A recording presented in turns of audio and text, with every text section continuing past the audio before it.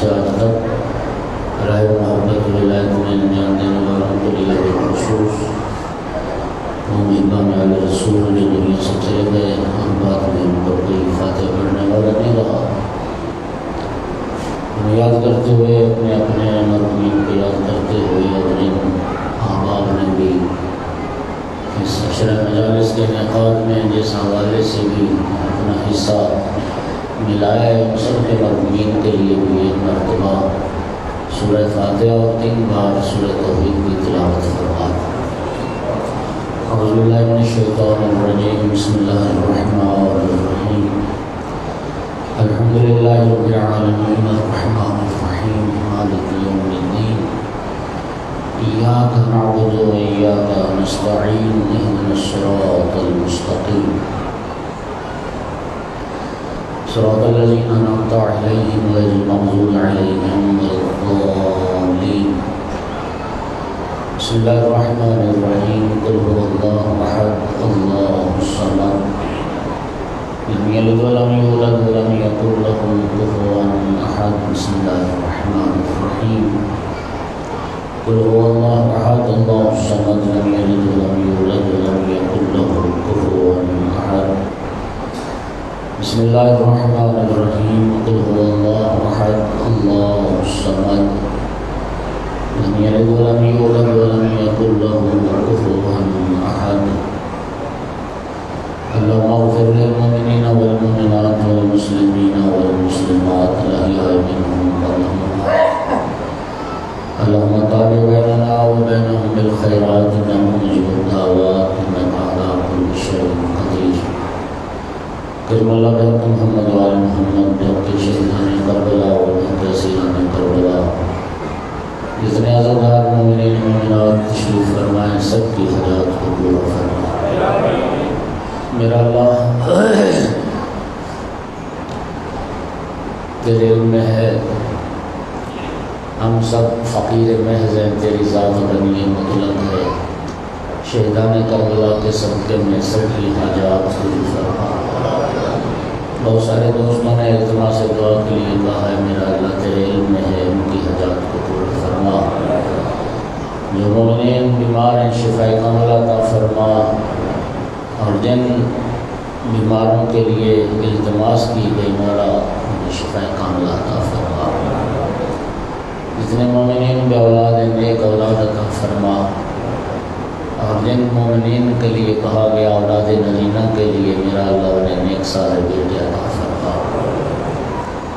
پروردگار رب محمد وآل محمد، جتنے مومنین تندرست ہیں وسیع حلال رزق نصیب فرما۔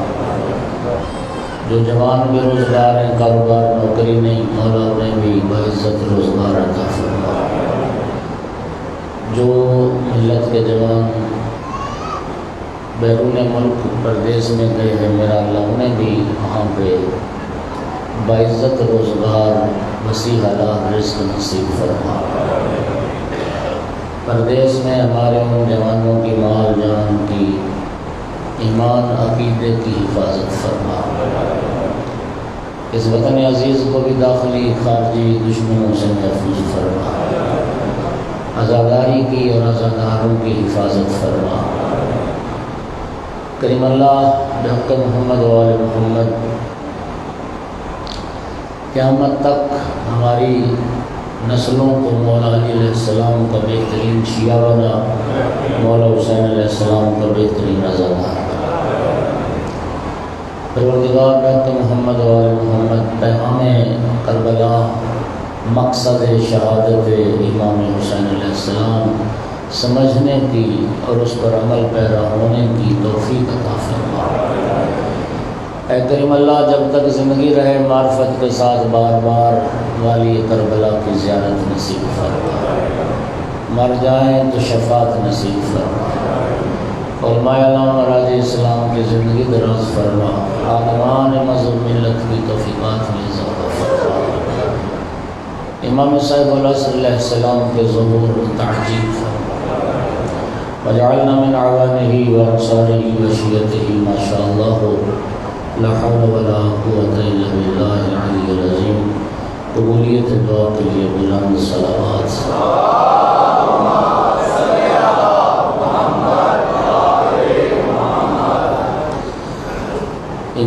السلام کے ظہور میں تعجیل کے لیے بھی بلند صلوات۔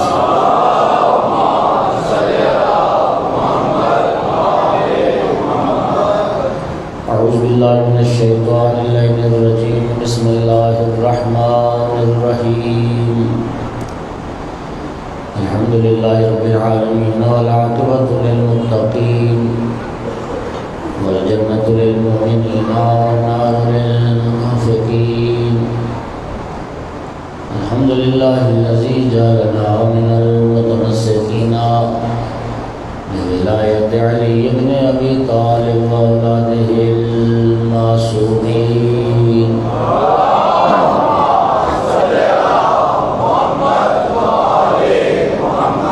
الحمدللہ الذی جعلنا من الباقین علی حسین الشہداء واولادہ واصحابہ المظلومین۔ الصلاۃ والسلام والتحیۃ والاکرام علی رسولہ الکریم شفیع المذنبین آنیس الغریبین ورحمۃ للعالمین، اعنی العبد المؤید الرسول المسدد المحمود الاحمد المصطفى الامجد ابو القاسم محمد۔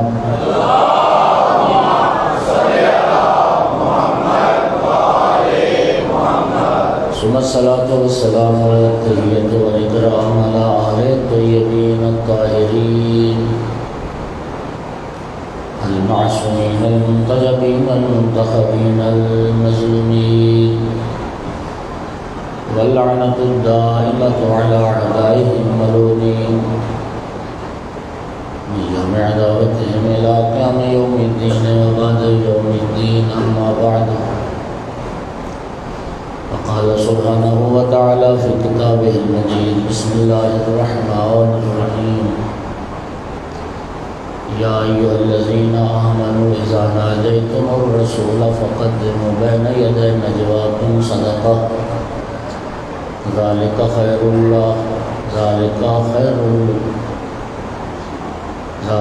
خیر لکم واطہر، فإن لم تجدوا فإن اللہ غفور رحیم۔ صلوات۔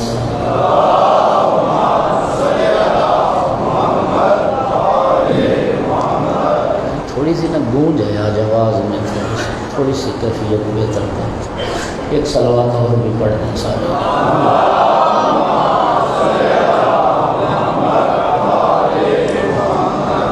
مومنین کرام، آیت نجوہ کے ذیل میں گفتگو،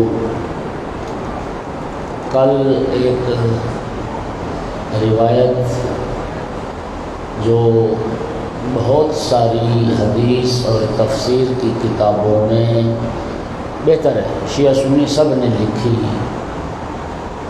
حضرت عبداللہ ابن عمر فرماتے ہیں کہ اگر یہ ساری دنیا سرخ اونٹوں سے بھر جائے اور وہ سب مجھے دے دیے جائیں، اس سے مجھے زیادہ محبوب تھا کہ ان تین فضیلتوں میں سے کوئی ایک مجھے مل جاتی جو اللہ نے مولا علی کو عطا کی۔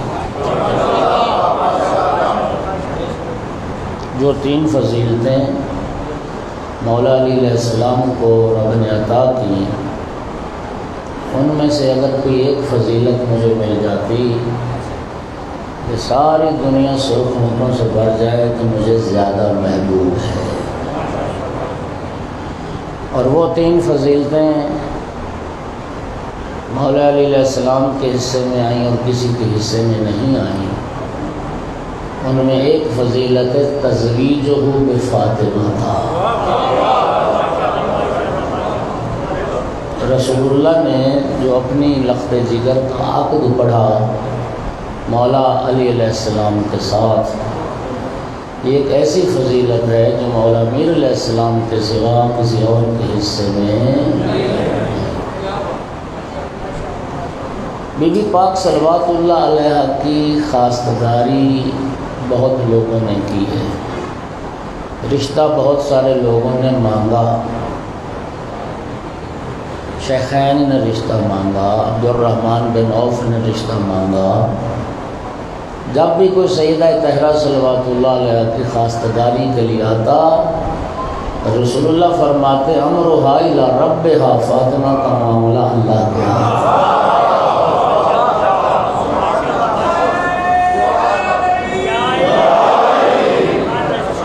فاطمہ کا عقد وہیں ہوگا جہاں خدا چاہے گا۔ یہ آگے آج تھوڑی سی خلوت ہے، تھوڑا آگے ہو جائیں تاکہ بعد والے آنے میرے دوست رات سے بیٹھ جائیں گے۔ ایک صلوات پڑھ دیجیے اللہ کو۔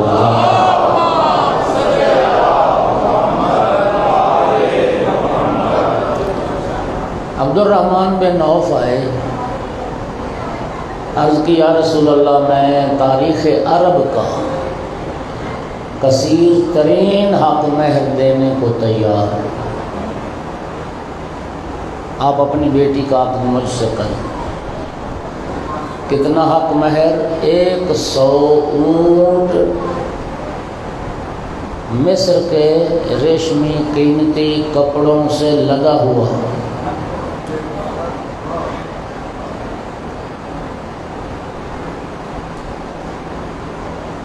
100 نہیں 1000 اونٹ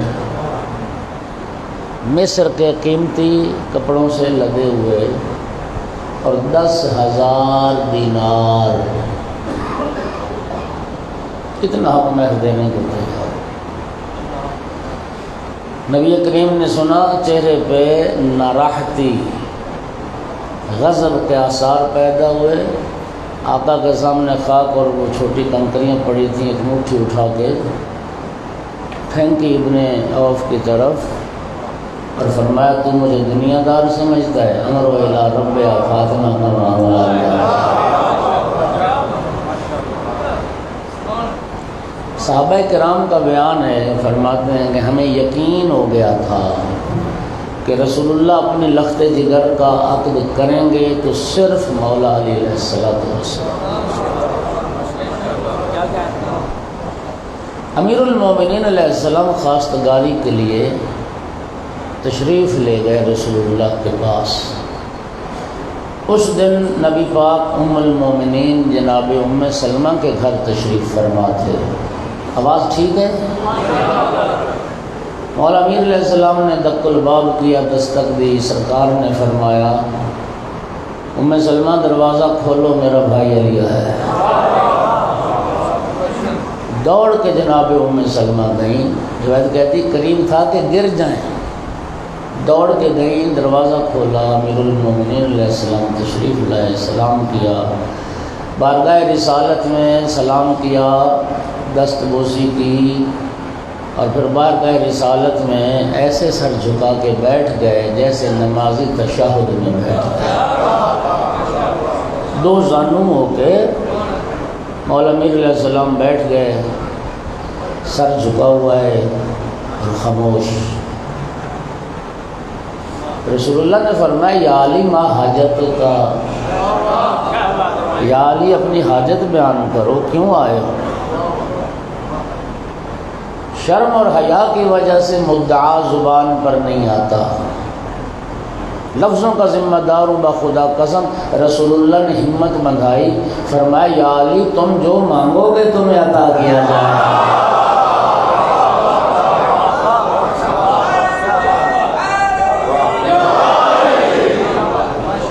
یا علی آپ جو چاہیں گے آپ کو ملے گا۔ اس وقت عرض کی یا رسول اللہ آپ نے مجھے پالا ہے، آپ نے میری پرورش فرمائی، تربیت فرمائی، آپ نے مجھے جوان کیا، یا رسول اللہ اب میرا گھر آباد کرنے کی فکر کریں۔ خدا کی قسم گویا تو سرکار دو عالم تو گویا انتظار میں تھے کہ علی لب کھولے، علی خواہش کا اظہار تو کریں۔ سرکار نے سن کے فرمایا یا علی گھر سے تو چلا، عرش سے جبرائیل چلا۔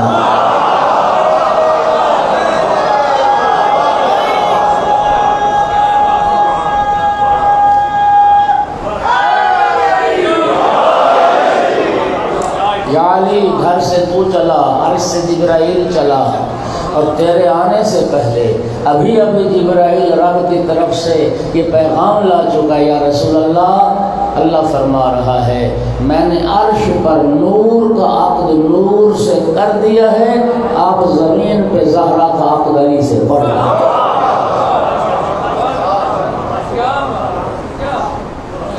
آپ زمین پہ سیدہ کا عقد علی سے پڑھتے ہیں۔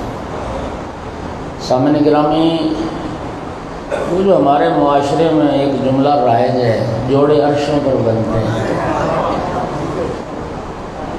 میں نے نا ایک وہ یہ جو کارڈ ہوتے ہیں شادی کے، پہلے کی بات ہے، اب تو سارے انگریزی میں چھپتے ہیں۔ ہاں جی، چونکہ 100% ہماری شرع خواندگی ہے اور سارا ہی پڑھا لکھا انگریزی سے، نیچے تو بات ہی نہیں۔ میرا خیال ہے کہ شادی کے کارڈ ان کے بھی انگریزی میں چھپتے ہیں جنہیں انگریزی کے حروف تہجی بھی نہیں آتے۔ ہاں، تو پہلے جب اردو میں چھپتے تھے کہ غیر پرست قوم ہو گئی ہے، اللہ جانتا ہے سوائے ہمارے پاکستانیوں کے پوری دنیا میں ہر ملک والے، ہر زبان والے اپنی زبان سے محبت کرتے ہیں، اپنی زبان کے علاوہ بات نہیں کرتے۔ ہم ہیں انگریزی کو شرف سمجھتے ہیں، اور تم پاکستانی ہو، تمہاری ملی جو قومی زبان ہے وہ اردو ہے۔ مادری زبان ہر کسی کی مختلف ہے، کوئی پشتو ہے، کوئی سندھی ہے، کوئی پنجابی ہے۔ تم پاکستانی ہو، تم انگریز تھوڑے ہو کہ تم انگریزی بولنے میں فخر کرتے ہو۔ اپنی زبان سے پیار کرو یار۔ نہیں، تمہارے یہ جو دعوت نامے ہیں یہ امریکہ اور لندن جانے ہوتے ہیں کہ جہاں انگریزی میں لکھ رہے ہو، تم چھپوا رہے ہو۔ اردو آتی نہیں، انگریزی میں باتیں، اور سلوات پڑھو ذرا سارے۔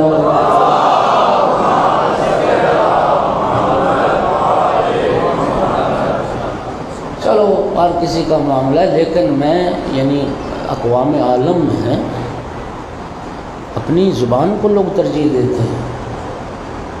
غیر پرست نہ بنو، اردو خوبصورت زبان ہے۔ تو وہ نا اس پہ جملہ لکھا ہوتا ہے کہ میں نے پڑھا کہ جوڑے عرشوں پر بنتے ہیں۔ یہ جملہ ہمارے ہاں یہ محاورہ ہے بھی صحیح، ایک سوچ ہے کہ جوڑے عرشوں پر بنتے ہیں، حالانکہ ایسی بات کوئی نہیں، نہ یہ آیت ہے، نہ یہ حدیث، نہ یہ قرآن ہے، نہ حدیث ہے۔ کوئی نہیں عرشوں پر بنتے، ادھر ہی بنتے ہیں سارے۔ دلیل میری یہ ہے کہ اگر سارے جوڑے عرشوں پر بنتے ہیں تو پھر طلاقیں کیوں ہوتی ہیں، پھر گھر اجڑ کیوں جاتے ہیں؟ جسے اللہ جوڑے اسے کون توڑے؟ اس کا مطلب ہے توڑتے بھی ہم ہیں، جوڑتے بھی ہم ہیں۔ اللہ کی کائنات میں صرف ایک جوڑا علی و بطول کا جو عرش پر بنا ہے۔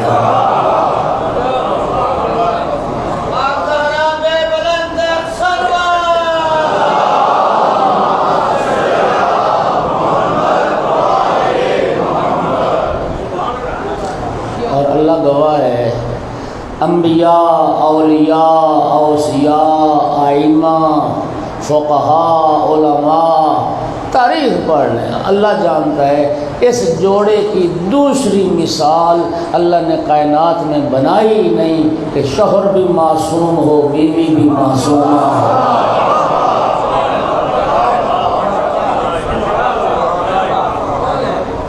بھائیو، رسول اللہ صلی اللہ علیہ وآلہ وسلم کی معتبر متفق علیہ حدیث شیعہ سنی سب محدثین نے لکھا، آقا نے فرمایا لولا علی لما کان لفاطمہ کفو علی وجہ الارض، علی نہ ہوتے میری بیٹی فاطمہ کی ہمسری اور برابری کرنے والا کوئی نہیں تھا۔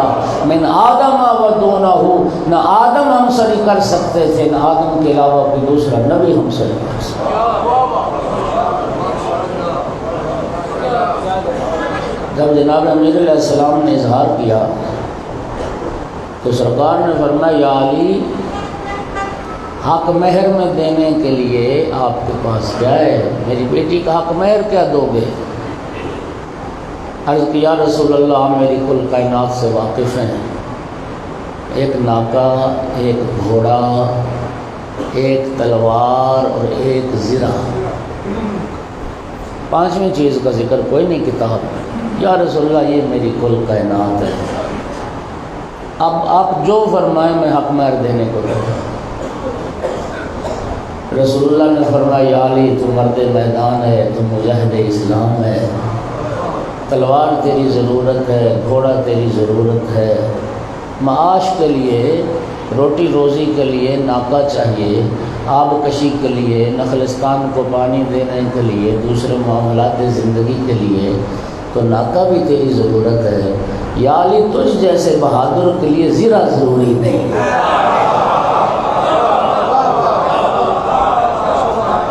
مولا امیر المومنین علیہ السلام کی وہ زرہ یہ بی بی پاک صلوات اللہ علیہ کا حق مہر قرار پائی۔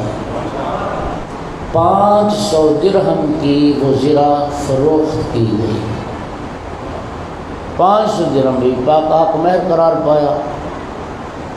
چونکہ شریعت کہتی ہے جوان بیٹی کی رائے معلوم کی جائے، ماں باپ اپنی رائے اولاد پر مسلط نہ کریں۔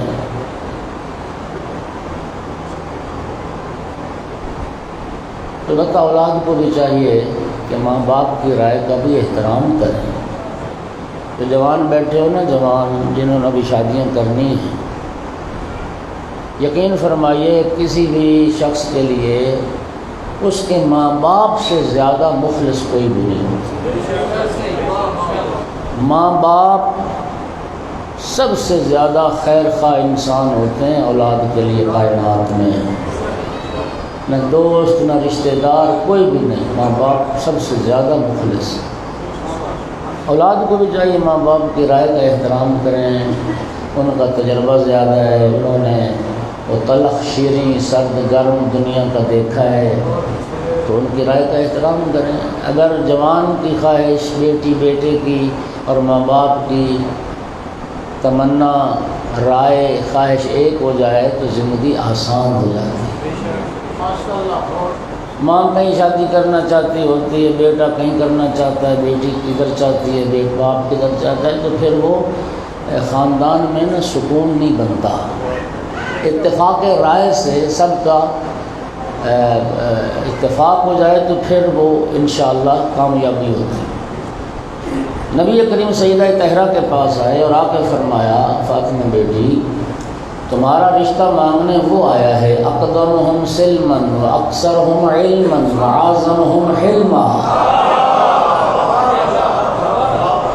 فاطمہ بیٹی جو اسلام میں سب سے مقدم ہے، جس کا علم سب سے زیادہ ہے، جس کا حلم حوصلہ بردباری بھی سب سے زیادہ ہے، فاطمہ بیٹی علی آئے ہیں آپ کی خواستگاری کے لیے، آپ کی رائے کیا ہے؟ سیدہ طاہرہ نے شرم و حیا سے سر جھکا دیا، رسول اللہ نے نعرہ تکبیر بلند کیا، اللہ اکبر، فرمایا سکوتھا اقرارھا، فاطمہ کی خاموشی فاطمہ کا اقرار۔ سرکار نے فرمایا فاطمہ بیٹی 500 درہم آپ کا حق مہر، کیا آپ کوئی حق مہر قبول ہے؟ اس وقت عرض کی، روایت کا ذمہ دار ہوں، ایک لفظ ذمہ داری سے عرض کی، یا بتا ان بنات الناس یتزوجن بالدراہم، بابا عام عورتیں ہیں ان کا حق مہر بھی یہ درہم ہوتے ہیں، درہم و دینار ہوتے ہیں، تو انا بنتو کا، بابا میں تو رسول ثقلین کی بیٹی ہوں، میرے حق مہر بھی یہ درہم و دینار ہیں، تو فمل فرق و بینی و بینہما، رسول کی بیٹی اور عام بیٹیوں میں فرق کیا رہ گیا؟ سرکار نے فرمایا بتاؤ فاطمہ بیٹی تم حق مہر میں کیا چاہتی ہو؟ کہ جب کبھی نکاح کی محفل ہوتی ہے نا جی تو پھر حق مہر کی بات تو ہوتی ہے، یہ کتنا حق مہر ہونا چاہیے؟ لوگ کہتے ہیں شرعی حق مہر لکھو جی، او بھائی شرعی حق مہر، شریعت میں حق مہر کی کوئی حد معین نہیں ہے، جس طرح اللہ نے صدقے کی کوئی حد معین نہیں نہ کی، حق مہر کی بھی کوئی حد معین، ہر وہ حق مہر شرعی ہے جس کا خاتون تقاضا کرے اور جس پر خاتون راضی ہو۔ زیادہ سے زیادہ سنت طریقہ کنیزان حضرت زہرا سلام اللہ علیہ کے لیے زیادہ سے زیادہ جو سنت ہے وہ مہر فاطمی ہے۔ مہر فاطمی رسول اللہ کے گھرانے میں جتنے عقد ہوتے تھے اہل بیت کے گھرانے میں، تو بی بی پاک کا حق مہر 500 درہم، تو یہ 500 درہم حق مہر رکھا جاتا تھا۔ آج بھی زیادہ سے زیادہ سنت جو طریقہ ہے، اگر کوئی استحباب کرنا چاہتا ہے تو 500 درہم اس کے متبادل جو رقم بنے اتنا سنت ہے، ورنہ شرعی حق مہر وہ ہے جس پر خاتون راضی ہو جائے۔ لیکن ہمارے معاشرے میں اس حوالے سے بھی افراط و تفریط پایا جاتا ہے۔ افراط و تفریط یعنی کسی جگہ حق مہر اتنا تھوڑا کہ بندہ حیران ہوتا ہے۔ ابھی کچھ عرصہ پہلے میں نے ایک نکاح پڑھا تو حق مہر پوچھا تو کہا کہ 500 روپیہ حق مہر۔ اب ایمان سے بتاؤ یار، 500 روپے کی اس زمانے میں کوئی حیثیت ہے؟ تو بچہ راضی نہیں ہوتا 500 روپے۔ اور جس حساب کی وہ نکاح میں نے پڑھا تھا، شادی تھی نا، اس کی بارات پر موبائل یہ نثار کیے گئے اور پھینکے گئے، لٹائے گئے یہ موبائل، اور لاکھوں روپیہ لٹایا گیا۔ لیکن جو شادی کا جو اصل مرکزی جو نقطہ ہے حق مہر 500 روپے، یہ بھی ٹھیک نہیں۔ اور بعض شادیوں میں انا للہ و انا الیہ راجعون، گھر لکھواؤ جی، پلاٹ لکھواؤ، اتنا سونا لکھواؤ، اتنا جیب خرچ لکھواؤ، اتنا معجل اور اتنا غیر معجل، کروڑوں روپے حق مہر میں لکھوائے جاتے ہیں۔ او بھائیو، خدا کے لیے جس بچی کے باپ نے یہ لکھوایا داماد سے، اور دولہا میاں بھی بڑے شوق سے دستخط کر رہے ہیں، پتہ دولہے کو بھی ہے اور دلہن کے باپ کو بھی ہے کہ یہ حق مہر تو ساری زندگی دے ہی نہیں سکتا۔ کیا حیثیت ہے شرعی؟ یہ تو فقہا کا کام ہے، مجتہدین کا کام ہے۔ اس شادی کی نکاح کی شرعی حیثیت کیا ہوگی کہ جس شادی کے لیے اتنا حق مہر لکھوا دیا گیا کہ پتہ ہے دونوں گھروں کو ساری زندگی حق مہر دے ہی نہیں سکتے۔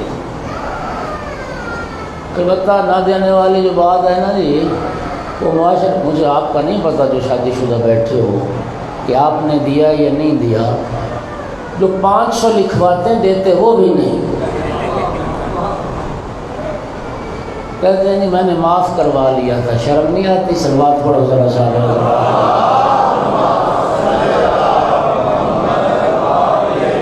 وہ بھی معاف کروا لیا تھا، وہ معاف کروانے کے لیے اس کا حق ہے، تیری زوجہ کا حق ہے، دو اس کو حق مہر، دو گے تو تعلقات جائز ہوں گے۔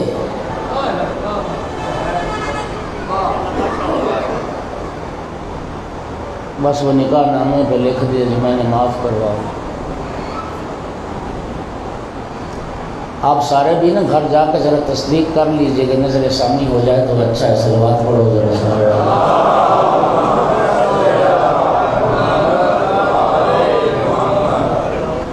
نہیں دیا تو دو جا کے گھر جا کے دو حق ہے اس پر۔ یہ جو کروڑوں روپے لکھوایا جاتا ہے وہ کیوں لکھواتے ہیں؟ وہ کہتے ہیں جی بچی کو تاکہ وہ طلاق نہ دے، ہاں جی بچی کی پروٹیکشن ہے، دباؤ میں رہے گا۔ اے خدا کے بندو، قرآن نے شادی کا فلسفہ بیان کیا ہے، وَالَّذِي خَلَقَ لَكُم مِّنْ أَنفُسِكُمْ أَزْوَاجًا لِتَسْكُنُوا إِلَيْهَا۔ قرآن کہتا ہے شادی کا فلسفہ یہ ہے کہ تمہاری زندگی پرسکون ہو، تمہاری زندگی میں سکون اور اطمینان آئے۔ تم نے اتنے بھاری بھاری حق مہر لکھوا کے تم نے تو بنیاد ہی نفرت پر رکھ دی۔ تم نے کوئی محبت پر بنیاد نہیں رکھی، شادی تو محبت کا رشتہ ہے، تم نے تو کینے پر بنیاد رکھ دی، نفرت پر بنیاد رکھ دی، تو گھر میں سکون کہاں سے آئے گا؟ وہ محبت والا تعلق کیسے قائم ہوگا؟ آپ مجھے بتائیں، طلاق کی شرح بڑھتی جا رہی ہے ہمارے معاشرے میں، طلاق کی شرح بڑھتی جا رہی ہے، بڑھتی جا رہی ہے۔ ان کے اسباب پہ غور کرو، اور مجھے تو سیدھی سیدھی ایک ہی بات پتہ ہے کہ محمد و آل محمد علیہ السلام کی تعلیمات سے ہٹ کے جو کام ہوگا اس کا نتیجہ کبھی اچھا نہیں، اس کا نتیجہ کبھی ٹھیک نہیں نکلے گا۔ خدا کے لیے راہ اعتدال کو اختیار کرو۔ نبی پاک کی حدیث ہے البتہ، خیر النساء امتی اقلہن مہرا، میری امت کی بہترین عورتیں وہ ہیں جن کا حق مہر تھوڑا ہو۔ نبی کریم نے فرمایا، فاطمہ بیٹی 500 درہم آپ کا حق مہر۔ عرض کی بابا عام عورتوں کا حق مہر بھی یہ درہم و دینار، اور میں رسول ثقلین کی بیٹی، مجھ میں اور عام عورتوں میں پھر کیا فرق رہ جائے گا؟ سرکار نے فرمایا، فاطمہ بیٹی تم حق مہر میں کیا چاہتی ہو؟ عرض کی، یا بتا ان تدعو ربک ان یجعل الشفاعۃ مہری فی وسعۃ امتک۔ بابا میں درہم و دینار نہیں چاہتی، رب سے دعا کریں اللہ آپ کی گناہگار امت کی شفاعت کا حق مجھ حق مہر دے۔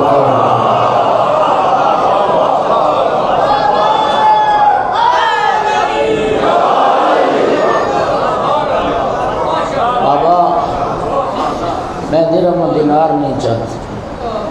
شیعہ بیٹھے ہو، سنی بیٹھے ہو، خوش نصیب ہو، نبی زادی نے اپنی خوشی کے موقع پر بھی اپنے بابا کی امت کو یاد کیا۔ میں قیامت کے دن شفیع بنوں بابا آپ کی اس گناہگار امت کی، یہ حق شفاعت مانگتی۔ رسول اللہ نے دعا کے لیے ہاتھ بلند کر دیے، جبرائیل جنت سے سبز ریشم کے کپڑے پر خدا کی طرف سے یہ تحریر لے کے حاضر ہو گیا، میرا محبوب میں نے حق شفاعت فاطمہ زہرا۔ تفسیر البصائر میں سورہ کوثر کی تفسیر میں انہوں نے یہ روایت لکھی ہے کہ بی بی پاک نے آخری وقت جو مولا امیر علیہ السلام کو وصیتیں فرمائیں، ان میں یہ وصیت موجود ہے، یا ابوالحسن جب مجھے دفن کرنا وہ تحریر جنت سے جو آئی جس میں میرا حق مہر لکھا ہے وہ بھی میرے ساتھ دفن کرنا۔ قیامت کے دن سیدہ اسحاق کا مطالبہ کر، رسول اللہ نے عقد پڑھا، مسجد نبوی میں عقد ہوا، خود پیغمبر اکرم نے نکاح پڑھا، اور شیعہ سنی سب نے لکھا جب سرکار نے عقد پڑھا، مولا امیر المومنین کو فرمائی، علی ان اللہ زوجک فاطمہ، یا علی میں نے نہیں اللہ نے تیری تزویج فاطمہ سے فرمائی۔ یہ سیدہ سے جو شادی ہوئی یہ اللہ کے حکم سے، اللہ نے تیری تزویج فاطمہ سے فرمائی۔ وجعل صداقها الارض، یا علی اللہ نے ساری زمین کو میری بیٹی فاطمہ کا حق مہر بنایا۔ چونکہ عرش پر عقد ہوا، فرش پر عقد ہوا، تفصیلات بڑی لمبی ہیں، ٹائم تھوڑا ہوتا ہے۔ عرش پر جو عقد ہوا اس میں حق مہر کی تفصیلات کیا ہیں آپ حیران ہوں گے۔ دنیا کے دریا بی بی کا حق مہر، پوری دنیا کا نمک بی بی کا حق مہر، پوری یہ زمین بی بی کا حق مہر، جنت دوزخ بی بی کا حق۔ اللہ یا علی اللہ نے ساری زمین کو میری بیٹی فاطمہ کا حق مہر بنایا۔ شیعہ سنی بھائی سارے سننا۔ پھر فرمایا، یا علی من مشى علیہا مبغضا لک ولہا مشى حراما، یا علی جو شخص اس زمین پر چلے اس حال میں کہ تجھ سے بھی بغض رکھتا ہو، میری زہرا سے بھی بغض رکھتا ہو، اس کا زمین پر چلنا فعل حرام ہے۔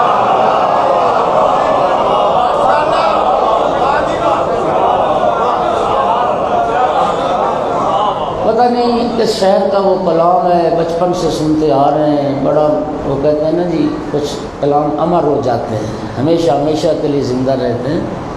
وہ مسدس ہے، ربائی ہے، اس کا ایک مصرع ہے بحب اہل بیت عبادت حرام ہے۔ کبھی آپ نے غور کیا ہے کہ آل رسول کی اگر محبت نہیں کسی مومن مسلم کے دل میں، اس کی عبادت پھر عبادت نہیں ہے، عادت ہے۔ اہل بیت کی محبت کے بغیر عبادت حرام ہے۔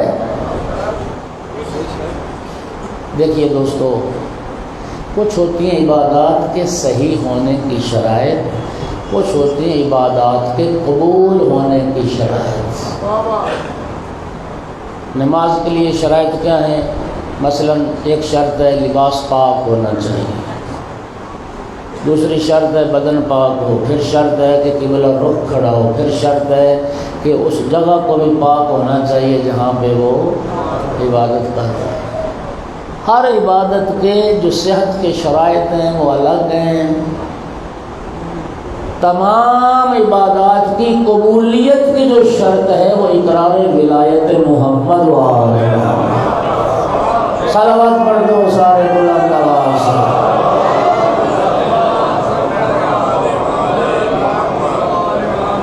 صحیح ہونا عبادت کا یہ ایک الگ معاملہ ہے، عبادت کا قبول ہونا۔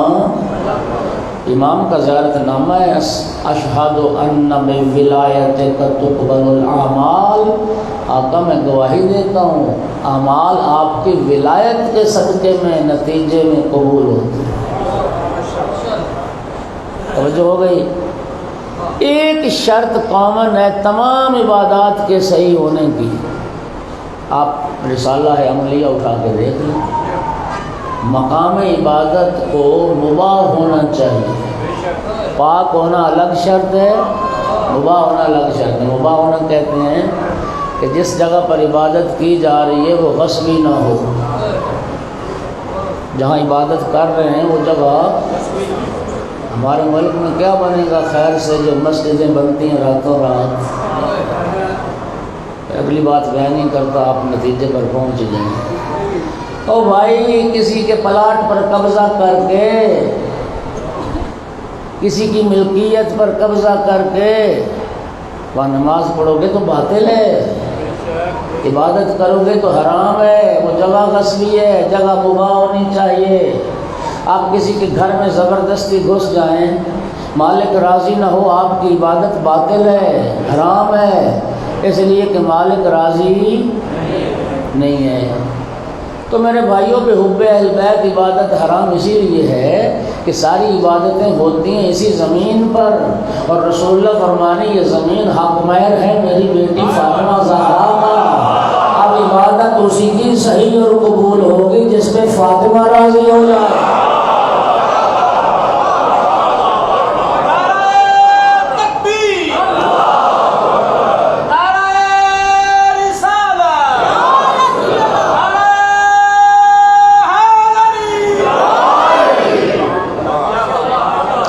سنیے، اگر اہل سنت اور اہل تشیع کی معتبر ترین حدیث کی کتابوں میں یہ حدیث نہ ہو تو میں مجرم ہوں۔ سب نے لکھا، رسول اللہ نے فرمایا ان اللہ یغضب لغضب فاطمہ ویرضى لرضاها، رسول فرما کے گئے اللہ اس پر غضبناک ہوتا ہے جس پر بطول غضبناک ہو جائے، اللہ اس سے راضی ہوتا ہے جس سے زہرا راضی ہے۔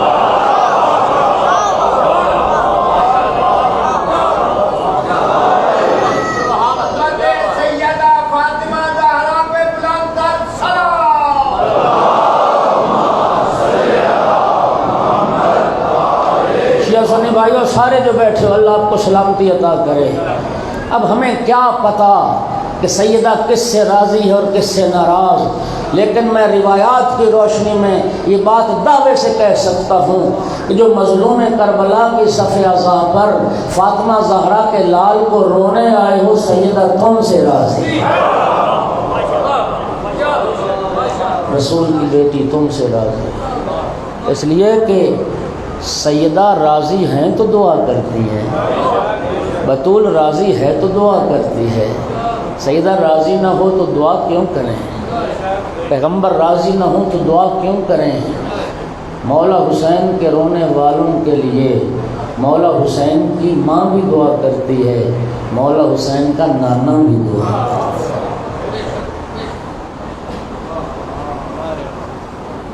کربلا کا واقعہ کوئی اتفاقی واقعہ نہیں ہے،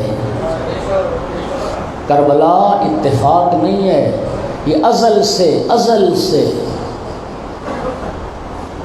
یہ ایک سوچا سمجھا منصوبہ تھا۔ ازل سے رب نے ایک تمار، ایک فہرست شہدائے کربلا کی معین فرمائی تھی، اور ایسا نہیں ہے کہ بہنیں بھائی کے ساتھ کربلا آ گئیں اور قید کر لی گئیں، بچے ماؤں کی گودوں میں کربلا آ گئے، تیرے ستم سے مارے گئے۔ امام حسین علیہ السلام ہر اس فرد کو کربلا میں لائے ہیں جس کی قربانی کی ضرورت کو محسوس کرتے تھے۔ کربلا میں مرد آئے ہیں، جوان آئے ہیں، بوڑھے آئے ہیں، بچے آئے ہیں۔ امام حسین جانتے تھے کہ ایک ایک فرد کی ضرورت ہے، اہمیت ہے، مستورات آئی ہیں۔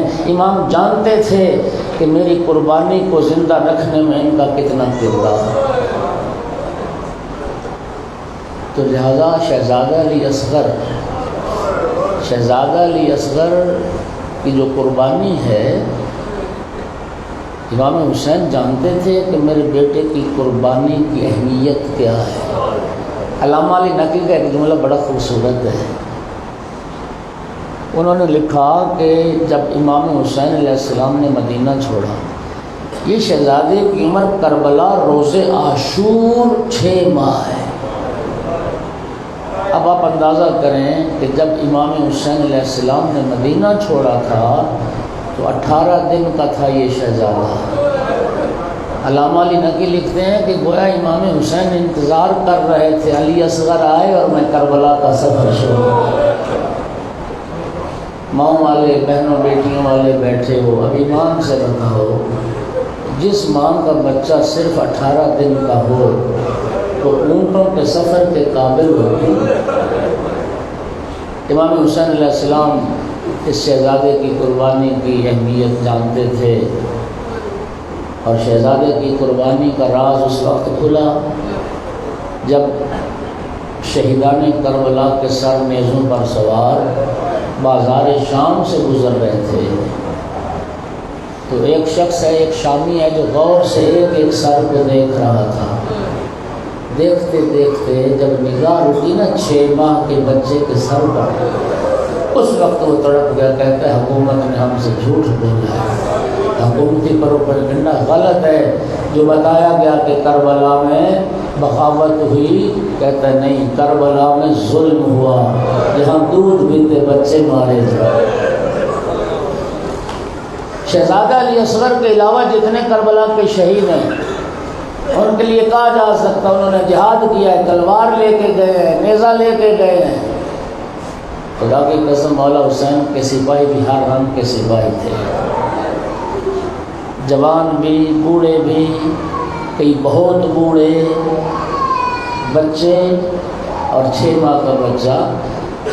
عزادارو، یہ مولا حسین کا وہ سپاہی ہے، نہ تلوار چلا سکتا ہے، نہ نیزہ چلا سکتا ہے، نہ تیر چلا سکتا ہے، یہ سپاہی صرف تیر کھا سکتا ہے۔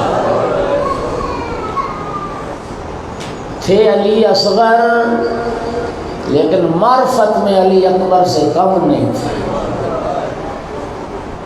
جب امام حسین علیہ السلام نے صدائے استغاثہ بلند کی، حل من ناصر ینصرنا،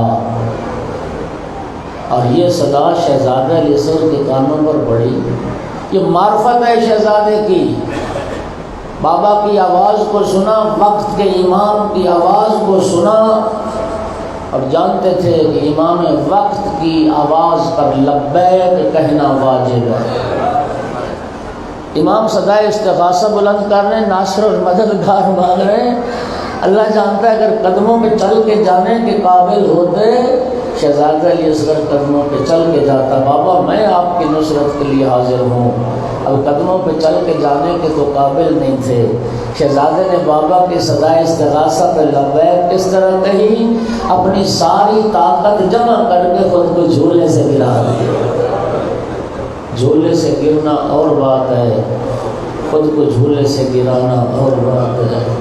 خدا کی قسم شہزادہ علی اصغر کی قربانی نے جھنجھوڑ کے رکھ دیا دنیا کو، یزیدیت کے چہرے سے نقاب اتار کے رکھ دی۔ وہ انسان ہے جو دودھ پیتے بچوں پر رحم نہ کرے، وہ انسان ہے جو دودھ پیتے بچوں پر تیر چلائے۔ ہر سال روایت سناتا ہوں، علامہ رضی جعفر قبلہ نے یہ پڑھی ہے، فرماتے ہیں کہ ہندوستان میں آج بھی رسم ہے، عاشور کا دن آتا ہے، شبیہ ذوالجناح برآمد ہوتی ہے، ہندو عورتیں پیالوں میں دودھ لے کے آتی ہیں اور آ کے ذوالجناح کے قدموں پر ڈالتی ہیں، اور جب ان ہندو عورتوں سے پوچھا جاتا ہے کہ تم یہ عمل کیوں کرتی ہو، کہتی ہم نے سنا کہ کربلا میں مولا حسین کا ایک دودھ پیتا بچہ مارا گیا۔ مولا حسین کے اس بچے کا قصور کیا تھا؟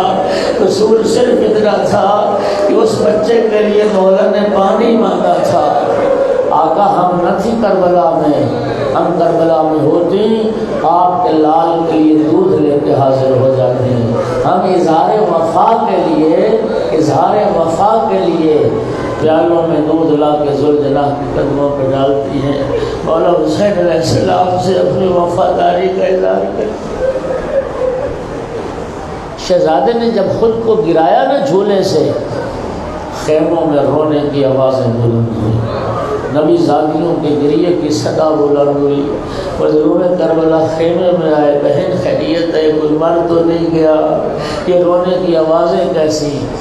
بھیا جب سے آپ نے صدائے استغاثہ بلند کی ہے، علی اصغر جھولے میں آرام نہیں کرتا۔ جناب رباب سے فرمایا رباب لاؤ، میں اتمام حجت کرتا ہوں، میں اپنے نانا کے کلمہ پڑھنے والوں سے پانی کا سوال کرتا ہوں۔ عزادارو 28 رجب سے مولا حسین کی شہادت تک یہی ایک موقع ہے، ایک موقع جہاں شیعوں تمہارے مولا حسین نے تمہیں یاد کیا۔ ایک موقع ہے جہاں امام حسین نے اپنے شیعوں کو یاد کیا ہے، سنو گے؟ فرماتے ہیں لیتکم فی یوم عاشوراء جمیعا تنظرونی کیف استسقی لطفلی فابوا یرحمونی۔ شیعو کاش تم روز عاشور کربلا میں ہوتے، دیکھتے میں کیسے علی اصغر کے لیے پانی مانگ رہا تھا اور یزیدی کیسے میرے بچے کو پانی پلا رہے تھے۔ جناب رباب سے فرمایا رباب لاؤ اصغر کو میرے حوالے کرو۔ جناب رباب نے عرض کیا آقا بس ایک بات مجھے اصغر سے کرنے دیں۔ بی بی نے علی اصغر کے کان میں کوئی بات کی، مولا نے فرمایا رباب مجھے بتاؤ تم نے اصغر سے کیا کہا ہے؟ عرض کی آقا بس میں نے یہی کہا ہے بیٹا تم جا رہے ہو بابا کے ساتھ میدان میں، بیٹا میرے دودھ کی لاج رکھنا، اتنا خیال رکھنا کہ تیری زندگی میں تیرے بابا کو کوئی زخم نہ لگے، تمہاری زندگی میں تمہارے بابا۔ شہزادے کو لیا، ابا کا سایہ بنایا، کربلا کی دھوپ سے بچانے کے لیے لشکر یزید کے سامنے یزیدیوں تمہاری نگاہ میں قصوروار ہوں تو میں ہوں، اس 6 ماہ کے بچے کا کیا قصور ہے؟ اس کی ماں کا دودھ بھی خشک ہو گیا۔ اولا ترون انہ کیف یتلظی عطشا، دیکھتے نہیں ہو شدت پیاس سے کس طرح سے آہستہ سے منہ کھولتا ہے۔ یہ علماء نے لکھا ہے، آپ کا کون سا مضمون ہے، کون سا مسائل ہے جو آپ نے نہیں سنا؟ یتلظی وہ مچھلی کی آخری کیفیت ہوتی ہے، جب تڑپنے کی طاقت ختم ہو جائے نا پھر منہ کھولتی ہے، منہ کھولتی ہے۔ پیاس کی شدت سے علی اصغر کی یہی حالت، ایک آواز ہے حسین پانی خود پینا چاہتے ہو، بچے کا بہانہ کرتے ہو؟ امام حسین علیہ السلام نے فرمایا بیٹا تو حجت خدا کا بیٹا ہے، تو خود اپنے نانا کی امت سے پانی مانگ۔ شہزادے نے پانی مانگا کیسے؟ شہزادے کو یوں مولا نے اپنے ہاتھوں پہ بلند کیا اور شہزادے کا چہرہ یزیدیوں کی طرف۔ اللہ جانتا ہے علی اصغر نے اس انداز میں پانی مانگا کہ جس پر یزید کے سپاہی منہ پھیر کے رونے لگ گئے۔ ننھی سی خشک زبان شہزادے نے خشک ہونٹوں پہ پھیرنا شروع کیا۔ خدا کی قسم یزیدی دیکھ کے رونے لگ گئے، کہتے تھے دنیا کی محبت نے میدان پیدا کر دیا، دشمنی حسین سے پلا دو بچے کو پانی، دریائے فرات کے پانی میں کمی نہیں آئے گی، پلا دو پانی۔ بغاوت کے آثار پیدا ہو گئے۔ اس وقت ابن سعد نے کہا ہرملا اقطع کلام الحسین، حسین کی کلام کو قطع کر۔ عزاداروں، ہماری معرفت کتنی ہے، سے شعبہ تیر، 3 کمانوں والا تیر ہرملا نے کمان میں رکھا، اور یہ تیر میدان میں گھوڑوں کو مارنے کے لیے لائے جاتے تھے۔ عزاداروں، تیر چلا، شہزادے کو تیر لگا، فَالطِّفْلُ مِنَ الْأُذُنِ إِلَى الْأُذُنِ، سے شعبہ تیر ایک طرف سے کان میں لگا، دوسری طرف سے نکل گیا۔ تیر لگنے کے بعد مظلوم کربلا کے بازو میں پیوست ہوا۔ تیر لگتے ہی کیا ہوا؟ فَانْقَلَبَ الصَّبِيُّ عَلَى يَدَيْهِ، اتنی زور سے تیر لگا شہزادہ بابا کے ہاتھوں میں پلٹ گیا۔ عزاداروں، پھر سننا، پھر تیر لگنے کے بعد ہوا کیا؟ روایت کہتی ہے فاتح عینیہ فی وجہ ابیہ، شہزادہ علی اصغر نے بس آنکھیں کھول کے بابا کو دیکھا، آنکھیں کھول کے بابا کے چہرے میں دیکھا، اور شاید اپنی بے زبانی میں یہی کہا ہوگا بابا مجھے معاف کرنا، میرا گلا چھوٹا تھا، بابا تیر بڑا تھا، میری زندگی میں آپ کے بازو میں تیر میں وصل ہوا۔ عزاداروں، تیر لگنے کے بعد کیفیت کیا ہوئی؟ سارا یرفرف کالطیر المذبوح، عزاداروں کبھی پرندہ ذبح ہوتے دیکھا ہے؟ خدا جانتا ہے، روایت کہتی ہے تیر کا لگنا تھا، جس طرح پرندے کو ذبح کرتے ہیں تو پھر پروں کو پھڑ پھڑاتا ہے، تیر لگنا تھا، ننھے ہاتھ بابا کے ہاتھوں میں ہلانے شروع کیے۔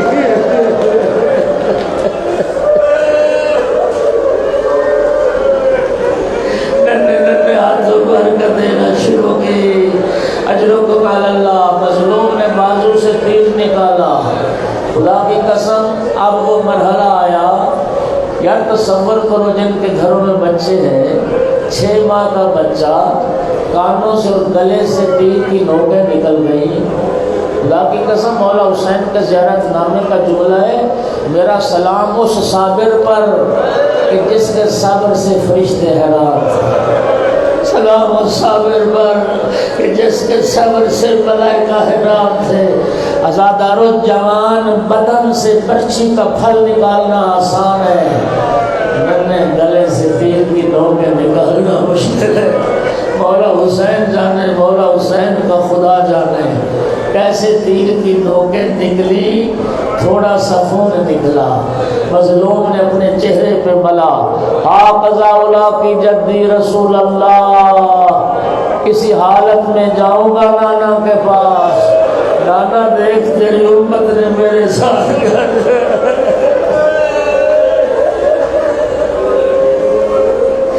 ایک روایت میں تھوڑا سا خون نکلا، مظلوم نے آسمان کی طرف پھینکا، رب العزت نے اس بے گناہ کے لیے اس خون کو اپنے پاس محفوظ کیا۔ 6 ماہ کے لال کا لاشا ہاتھوں پر چلے خیمہ گاہ کی طرف، زبان پر جمل رزم بے قضائے کا تسلیم الامر کا، میرا اللہ حسین تیرے فیصلے پر راضی ہے، میرا اللہ حسین تیرے فیصلے پر راضی ہے۔ خیمہ گاہ کے قریب پہنچے، رک گئے، سوچا کہ رباب برداشت کیسے کرے گی، ماں کیسے برداشت کرے گی؟ واپس آ گئے پھر سوچا نہیں ماں ہے انتظار کر رہی ہوگی، ماں کو ملوانا تو چاہیے، پھر خیمے کی طرف بڑھے، پھر سوچا نہیں ماں برداشت نہ کر پائے گی، واپس آ گئے۔ 7 مرتبہ کا عمل، مدینہ چھوڑنے سے لے کر شہزادہ علی اصغر کی شہادت تک مولا حسین نے ہر فیصلہ بڑی جرأت سے کیا ہے۔ یہ پہلا موقع آیا کہ مولا حسین کے لیے فیصلہ کرنا مشکل ہو گیا کہ علی اصغر کو رباب کے پاس لے جاؤ یا نہ لے جاؤ۔ 7ویں مرتبہ جرأت کر کے مظلوم خیمے میں داخل ہو گئے۔ جناب سکینہ دوڑ کے آئی، بابا کے دامن سے لپٹ کے، بابا علی اصغر زیادہ پیارا تھا، بابا علی اصغر کو پانی پلا لائے، سکینہ پیاسی رہ گئی۔ ازادارو جناب رباب انتظار میں تھی، ایک مرتبہ لال کو رباب کے ہاتھوں پر دیا، بی بی نے جو چہرے سے رومال ہٹایا، ایک کان سے دوسرے کان تک چیرا ہوا گلا، بس بیٹے کو خطاب کر کے کہتے یا بنیا مثلو کا ینہر، علی اصغر بیٹا کیا تیرے جیسے بچے بھی نہر کیے جاتے؟ ماتم حسین۔